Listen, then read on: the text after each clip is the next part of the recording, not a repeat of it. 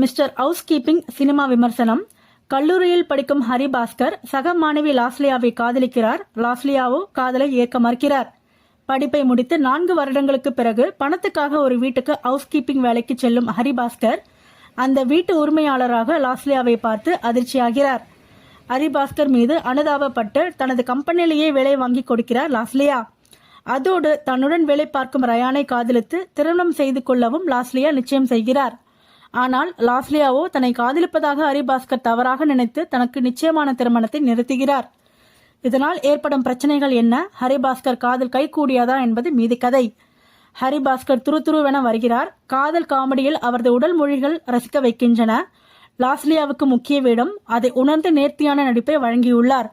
காதல், கோபம், ஏமாற்றம், சோகம், மகிழ்ச்சியில் உணர்வுகளை நுணுக்கமாக வெளிப்படுத்தி கவனம் ஈர்க்கிறார்.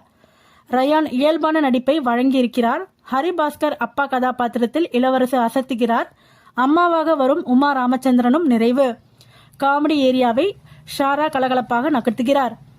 கதை முடியும் நிலையிலும் தொடர்ந்து நீள்வது பலவீனம். ஓஷோ வெங்கட் இசை காட்சிகளோடு ஒன்று வைத்துள்ளது.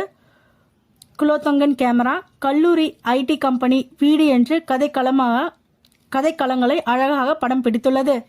இந்த கால காதல் அணுகுமுறைகளை நேர்த்தியாகவும் சுவாரஸ்யமாகவும் சொல்லி இளைய தலைமுறைக்கு குலோத்தங்கன் கேமரா. கல்லூரி ஐடி கம்பெனி வீடு என்று கதைக்களங்களை அழகாக படம் பிடித்துள்ளது. இந்த கால காதல் அணுகுமுறைகளை நேர்த்தியாகவும் சுவாரஸ்யமாகவும் சொல்லி இளைய தலைமுறைக்கு பிடிக்கும் படமாக கொடுத்திருக்கிறது.